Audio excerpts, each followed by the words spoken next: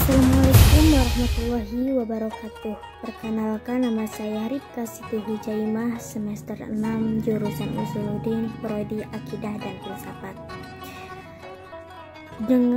Mendengar kata kenakalan remaja sudah tentu pasti tidak asing di dalam telinga kita.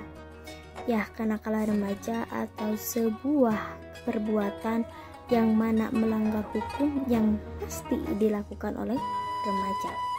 Nah, seperti apa? Mungkin dalam hal kecilnya ya, seperti berbohong, bolos gitu kan. Kalau yang lebih besarnya, yang lebih nakal-nakal banget, kayak mabuk-mabukan, balap motor gitu ya, geng-gengan. Apalagi sekarang gitu, kebanyakan mereka itu melakukan free sex gitu ya, kayak di barat-barat. Tapi memang semuanya tidak terlepas dari beberapa faktor. Ada eksternal dan juga ada internal. Nah, untuk eksternal pasti itu lingkungan yang mempengaruhi. Nah, faktor yang paling besar ialah faktor internal, karena seseorang terdorong dalam melakukan sesuatu itu tergantung pada jiwanya gitu ya. Nah, kalau jiwanya dia merasa tertekan, merasa ketakutan, merasa marah gitu ya, pasti yang ditimbulkannya pun akan berupa sesuatu hal yang negatif gitu. Nah, yang paling mempengaruhi dalam kejiwaan manusia dalam bersikap itu pastinya keluarga. Nah, kadang kebanyakan yang melakukan kenakalan remaja itu anak-anak yang broken home, tapi memang tidak semuanya, tapi kebanyakan mereka yang broken home, yang mana di rumahnya itu mereka diperlakukan atau mendapatkan sesuatu yang tidak mereka merasa puas, karena memang psikis seseorang itu terjadi gitu ya, terjadinya gangguan jiwa terhadap seseorang itu karena pertama dia memang merasa dirinya itu tidak puas, entah itu akan kasih sayang, rasa cinta, pemahaman, pengertian, perhatian gitu ya. Kebanyakan memang problematika remaja itu seperti itu, karena efek keluarnya seperti itu dan juga lingkungan yang mendukung, akhirnya mereka melampiaskan kekurangan butuhannya dalam kasih sayang, dalam hal cinta dan sebagainya dengan kenakalan yang mereka lakukan. Kadang kenakalan remaja yang mereka lakukan itu untuk menarik perhatian, supaya mereka terpenuhi kebutuhan yang mereka butuhkan ya, seperti yang saya sebutkan tadi, kasih sayang dan sebagainya. Nah, dalam psikologi dijelaskan gini ya, psikologi itu kan ilmu yang mempelajari tentang kejiwaan seseorang. Jiwa menimbulkan efek yaitu sikap yang dikeluarkan. Nah, sikap yang dikeluarkan tergantung pada jiwanya ya. Kalau jiwanya ini kan, kadang orang itu dia pembohong. Apa sih dia jadi pembohong? Kadang dia itu ketika berbuat salah, dia dimarahi habis-habisan. Akhirnya dia itu tidak berani mengaku perbuatannya. Ketika dia berbuat salah, akhirnya dia menjadi seseorang yang berbohong. Nah, itu kan masalah psikis ya, masalah kejiwaan. Ada juga orang yang merasa dirinya insecure. Kenapa? Karena dia itu pertama selalu dihujat ketika ada salah. Bukannya dibenarkan, tapi malah dimarahi. Ada juga orang yang orangnya keras, berarti efek dari keluarganya dia itu selalu dikerasi gitu ya. Jadi ke orang lain juga keras gitu ya. Berarti kan itu masalah psikis gitu ya. Mereka kebutuhan kasih sayang, mereka kebutuhan kebutuhan perhatian, kebutuhan pemahaman gitu. Akhirnya mereka menjadi sosok yang seperti itu gitu. Problematika yang mereka alami seperti ya bohong, bolos gitu ya, mabuk-mabukan, free sex gitu ya. Nah, dalam psikologi dikenal, dalam terapi kejiwaan dikenal dengan pengobatan psikoterapi ya. Kan pengobatan itu ada somototerapi dan psikoterapi. Nah, kalau somototerapi itu lebih ke bagian fisik, dokter kayak dokter yang berarti luka-luka kayak gitu. Nah, kalau psikoterapi itu untuk membantu jiwa kita supaya menjadi pribadi yang lebih baik. Nah, disinilah adanya istilah psikologi agama.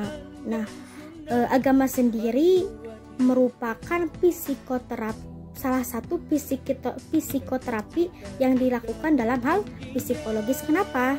Nah, agama itu sebuah keyakinan, ya. Apa yang kita timbulkan merupakan hasil dari keyakinan yang kita yakini, gitu ya.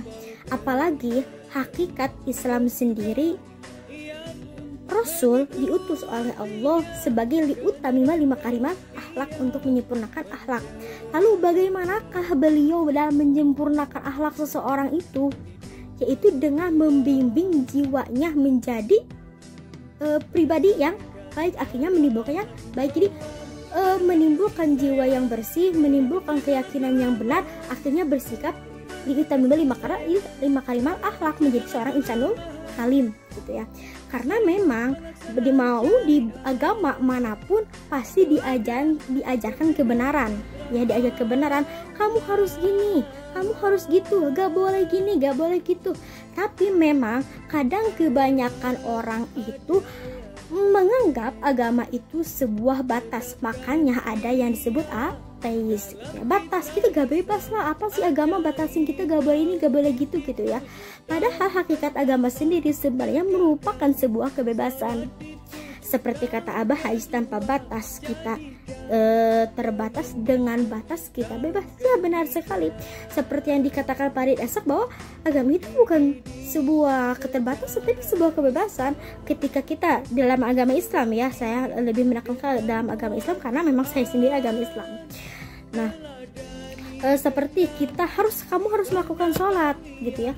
Itu membuat diri kita supaya bebas dari maksiat. Kamu harus gini, sebenarnya itu sebuah kebebasan bagi kita, gitu ya. Karena kalau seseorang tanpa batas, mereka tidak punya tujuan, mereka akan kesana kesini tanpa arah, ya, tanpa arah.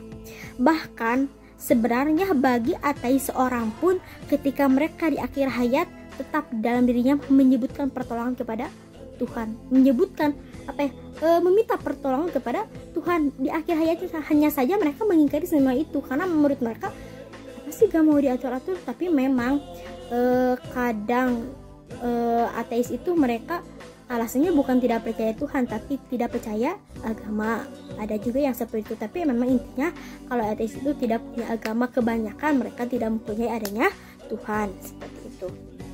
Nah, seperti yang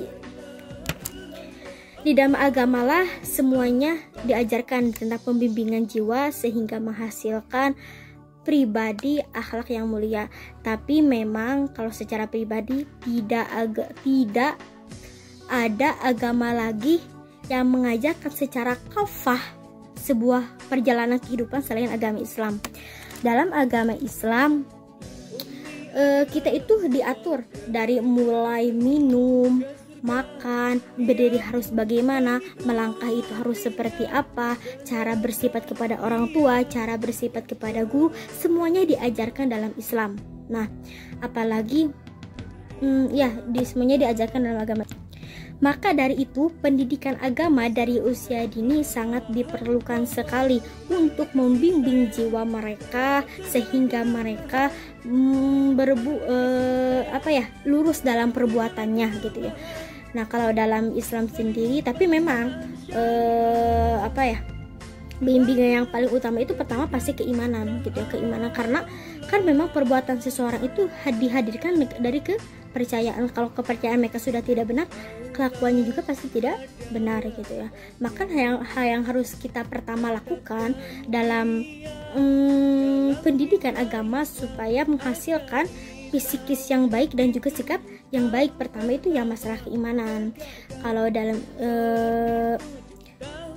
kalau bisa dari kecil ya, dari 0 sampai usia 6 tahun itu pendidikan tentang keberadaan Tuhan, gitu.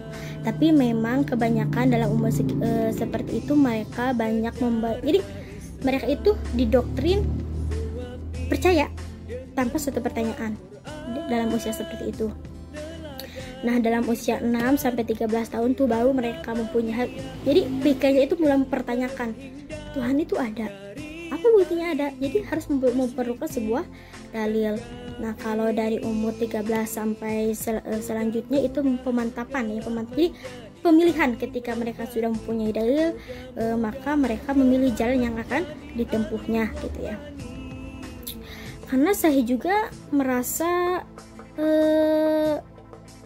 dari kecil gitu ya udah diberitahu gak boleh bilang anjing, gak boleh bilang apa sih bagong gitu. Jadi saya gak berani ngucapinnya karena saya tahu haramnya ngucapin kalimat anjing, kalimat bagong kalau ketika marah. Itu kan hukumnya murtad gitu ya. Udah tahu dari kecil gitu ya. Jadi gak pernah ngucapin gitu. Nah, itulah pentingnya pendidikan dari masa kecil gitu kan. Nah,